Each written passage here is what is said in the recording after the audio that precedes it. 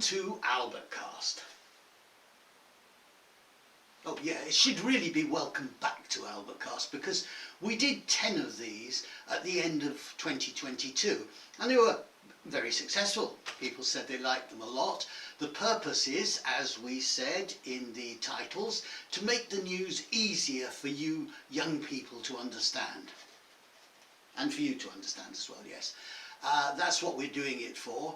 At the end of 2022 I got a little bit sidetracked and I found myself quite busy and I got lost in the forest. Yes, I sort of got lost in the forest. So we stopped doing them, but they're back now, 7 PM every Monday, every week from now until September, because in September we're going to go on our long journey and I may be a bit busy then, so we're then going to make them fortnightly. But anyway, what we thought we'd do, and if you want, you can go to the archive section of the Owlbutcast page and you can find out, see all the 10 we did last year. But what I thought we'd do is look at those 10 and see whether we're likely to be talking about the same thing this year. Yep, so shall we get on? Right. The first one we did, we talked about inflation. And in fact that sort of led on to the second one, which was about the energy crisis and the cost of living crisis and everything. Now I can assure you that we will be talking about inflation again. Because although when we talked about it in 2022, inflation, which is the increase in price of various goods and services, it's all explained in that very first one we did, so you can go and have a look at that, but an increase in price over a year, inflation was at 11%. Well, it's now come down, inflation's come down to about 5%. Now the danger is that if you hear that and you say inflation's come down, you tend to think that things have got better. Yes, they haven't. All it means is that the cost of living, the prices that you have to pay, are not going up as much as they were. They're still going up. You still need to find money to pay for them. And that actually led on to another thing we did right at the very end. We talked about strikes and why people strike.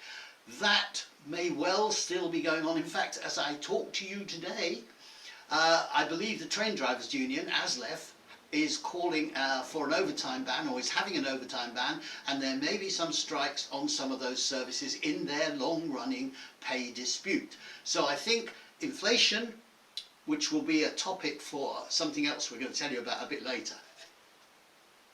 Yes, we'll keep it a secret. Inflation, cost of living, strikes, energy crisis even, we will still be talking about.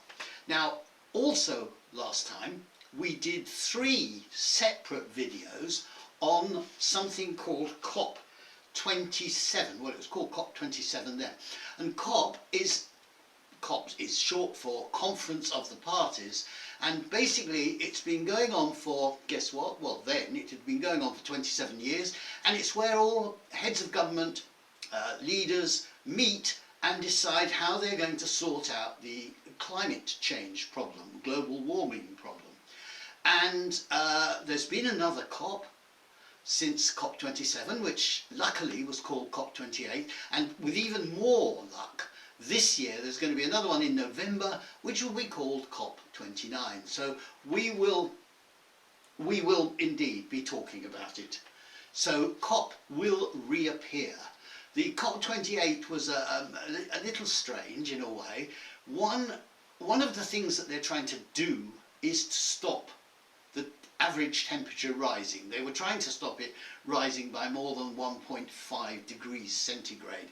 And the best way to do that, because one of the main causes of global warming, is the use of fossil fuels. Now, fossil fuels are things like oil, gas, coal. Things you have to go out and mine or look for or find or whatever. They're known as non-renewable energy, because once you've used the coal, once you've used the gas, once you've used the oil, it's gone. There is other forms of energy, renewable energy, like wind, like solar, like hydro, water, and when you use them, they haven't gone.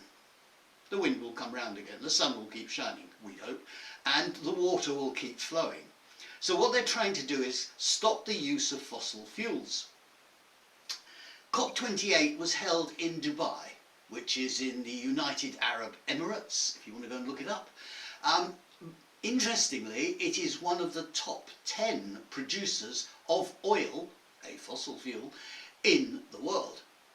It proved quite difficult to get an agreement because what happens is they all meet for 6, 7, 8 days, I don't remember how many it was, and at the end of it they issue a communique which says, what's a communique? Well, it's sort of like a statement saying this is what we've agreed and this is what we're going to do. Unfortunately, they found it very difficult to agree, and the conference overran by a couple of days while they tried to get an agreement.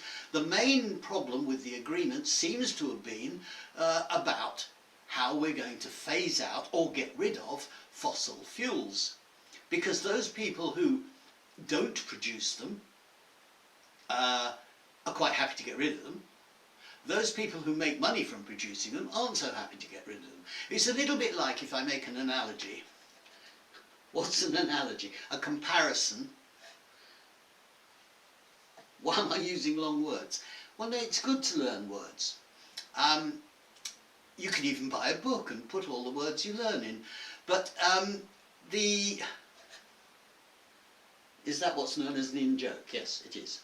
But the whole thing, the communique, actually, it's a bit like if I were to say to you that medical practitioners have said sugary drinks and too much sugar is bad for you as a young person because it could lead to obesity and it could lead to diabetes.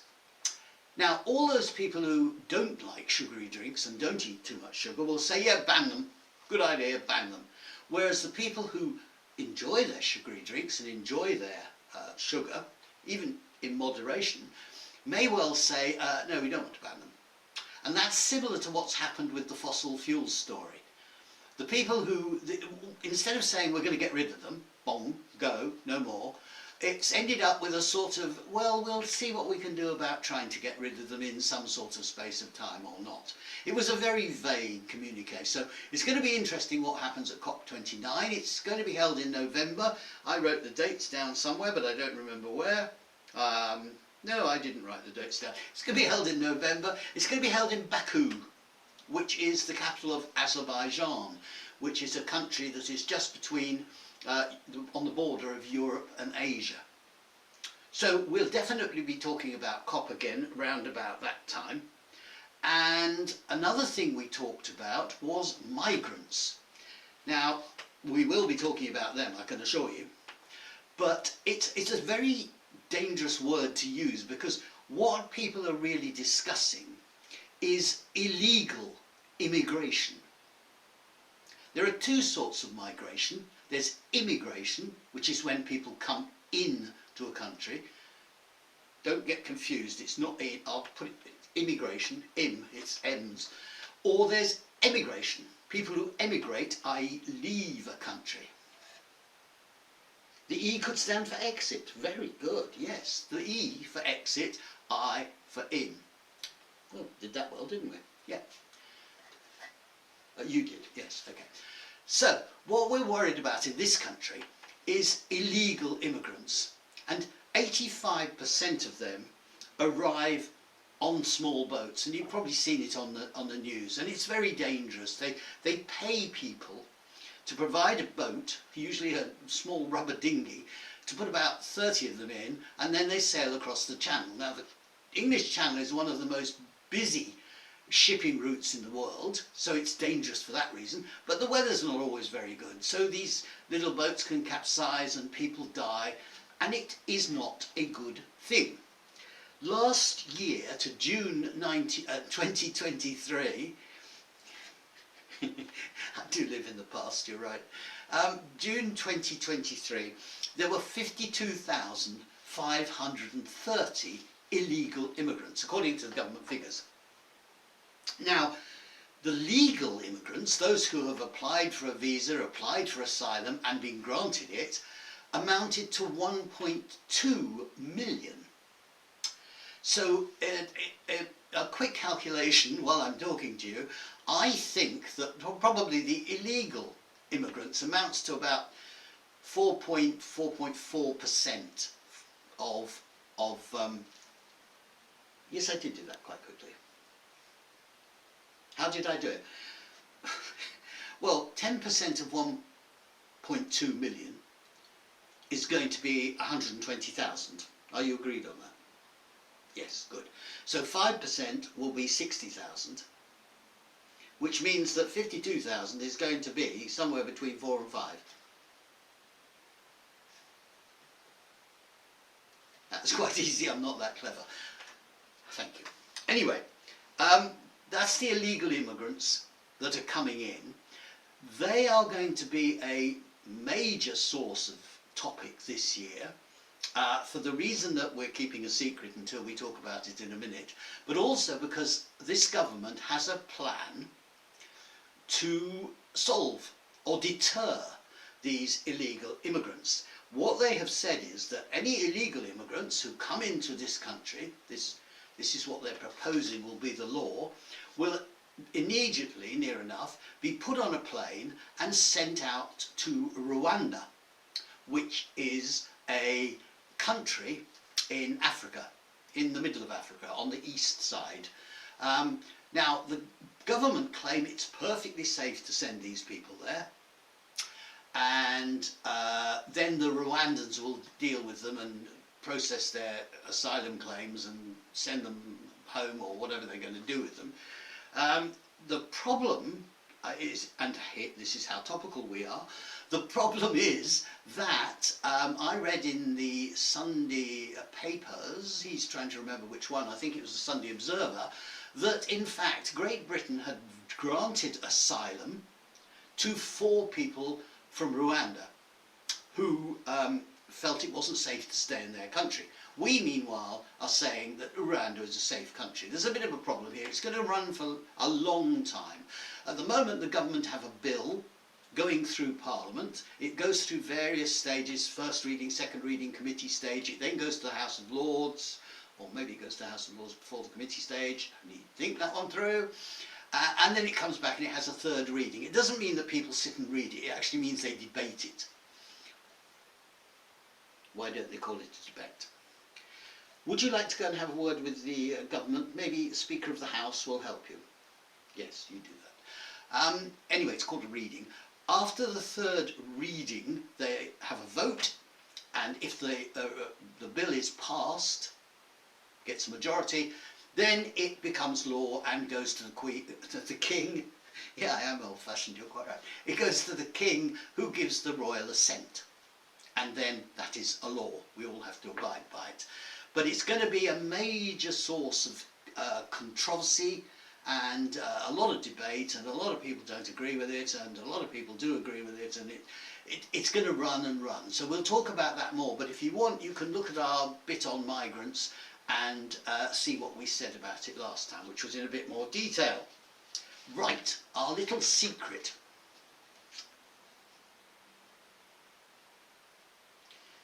It's a great secret because you don't know what it is. Yeah, well, I'm good at that. I will predict confidently, staking at least 3 or 4 donuts on it. Yeah, donuts are a source of currency in my world.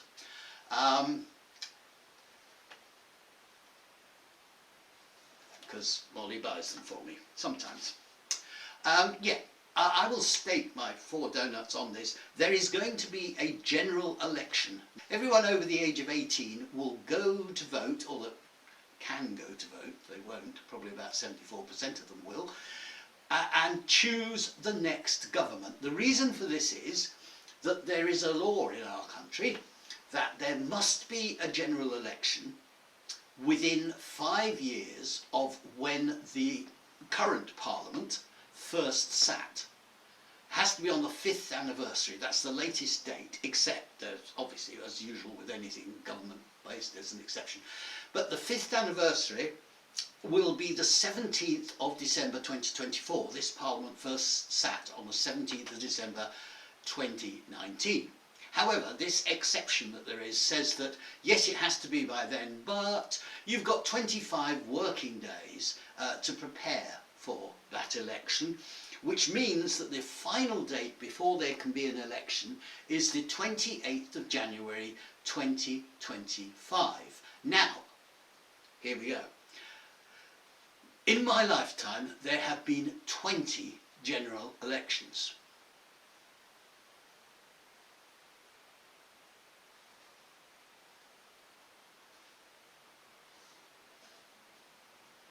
What's wrong? That means there must be 100. No, you see, the thing is, well, I look it. Well, I'm not. The thing is, where are you going? Specsave. Thank you. I'm not 100, and the reason is that that law only came in, I think, late 1997-ish. Late 1997, that's rather precise. I meant the late 1990s. And so in earlier years, there was an election in 1964, there was one in 1966, so that was only a 2-year gap. There were elections in 51, 55 and 59, so they were 4-year gaps. And in 1974, there were 2 elections, because in the first one, which was held in February, no one party won a majority, which means had more MPs than all the other parties put together.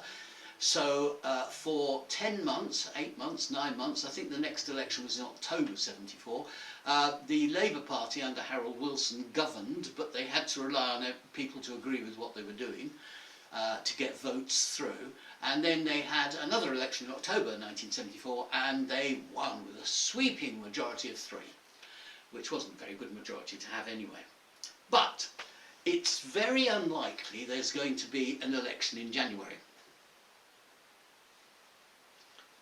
Well done, Albert. Yes, because it's cold and people won't go out and they wouldn't want to vote. And they want as many people to vote as possible. In fact, in the 20 elections that I said had been in my lifetime, not one of them was in January. There were 7 in May, 4 in June, 4 in October, 2 in February and 1 in March, April and December. Add it up, it comes to 20. Interestingly enough, of those 20, Labour formed a government from 8 of them, and the Conservatives formed a government from 12 of them. Just thought I'd tell you that. There will, I think, almost certainly be an election this year. They're not going to have it in January. There hasn't been a January election since 1910. And elections were a bit different then anyway, because nowadays the election takes place on one day, and it's usually almost certain to be a Thursday. The 1910 election went on from January the 15th till February the 10th.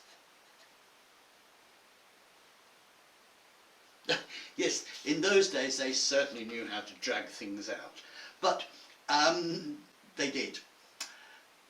So I think it will be sometime this year. At the moment, the Prime Minister, who is the man who decides, or the person who decides, is saying or hinting that it will be in the autumn. So we could perhaps have another October one, had 4 of them.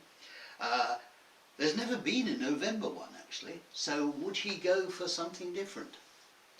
And there's never been a September one either. They don't have elections in July, August and September because too many people are on holiday. It's too nice weather, why would you want to go and vote? So I reckon October's your best bet, November's a possibility. So, that is it. That is what you will be getting from us over the next 7 months, every week. And we look forward to seeing you then. And it's been nice to be back with Owlbutcast,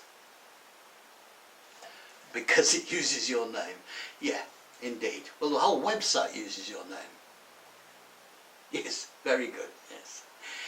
See you next week. Bye.